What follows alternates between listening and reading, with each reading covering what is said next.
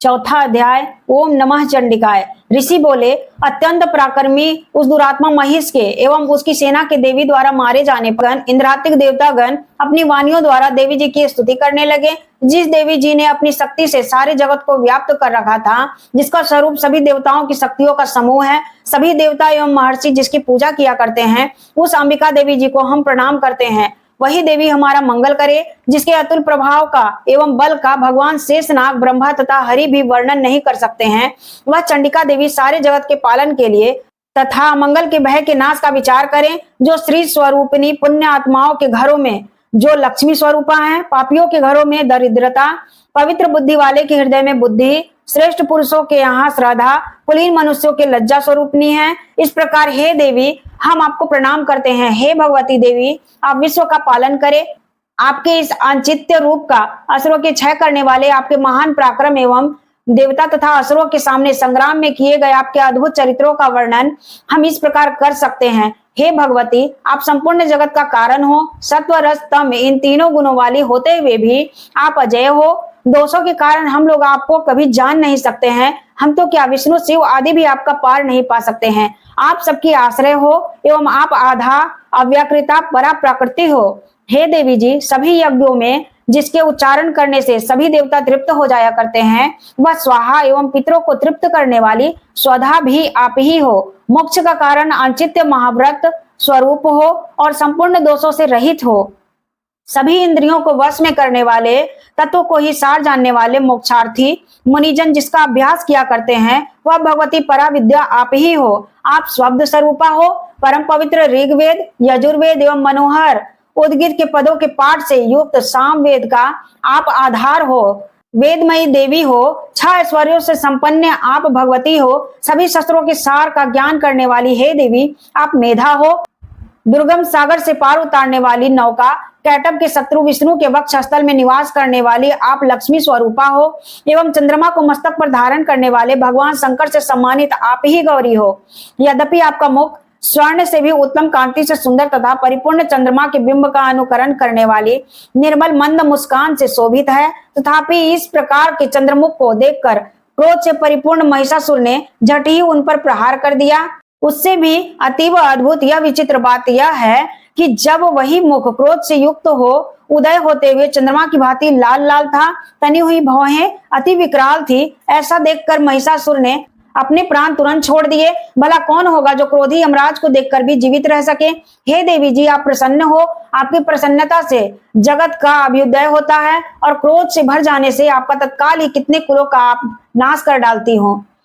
सर्वदा उन्नति दाता देवी जी, आप जिन पर प्रसन्न होती हो वे ही देशों में सम्मानित होकर धन तथा यश पाते हैं और उनका धर्म भी शिथिल नहीं होता है। आपकी कृपा द्वारा ही पुण्यात्मा पुरुष धर्म संबंधी कार्य का प्रतिदिन शुभारंभ किया करता है। आपकी कृपा से स्वर्ग लाभ होता है। इसी कारण आपसे बढ़कर कौन है।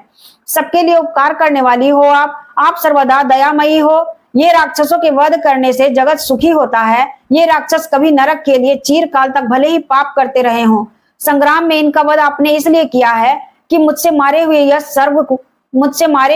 यह स्वर्ग में चले जाएं। यही मन में रखकर हे देवी जी, आपने असुरों को केवल देखने मात्र से भस्म नहीं कर दिया, शत्रुओं पर शस्त्रों का प्रहार क्यों कर दिया, इसका भी कारण होकर वह उत्तम लोक में मरकर पहुंच सके। इस प्रकार आपके यह विचार अति उत्तम है। आपका शील स्वभाव दुराचारियों के दुष्ट स्वभाव को निवृत्त करने वाला है और आपका रूप आंचित्य है, उसकी अन्य किसी के साथ तुलना नहीं हो सकती है।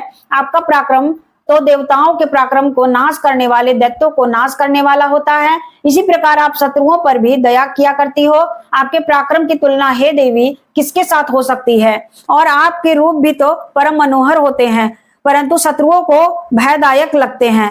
हृदय में कृपा एवं युद्ध में निष्ठुरता त्रिलोक भर में केवल आप में ही दिखाई देता है।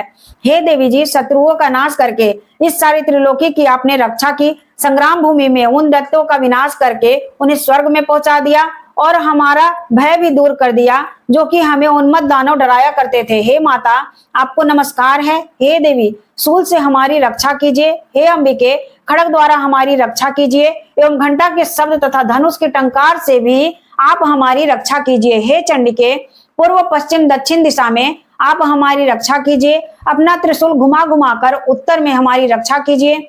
ऋषि बोले, इस प्रकार देवी की देवताओं ने स्तुति की और नंदन वन में उत्पन्न हुए फूलों तथा गंध चंदन आदि से जगत की माता की पूजा की। सभी देवताओं ने भक्ति पूर्वक दिव्य धूपों द्वारा देवी की अर्चना की।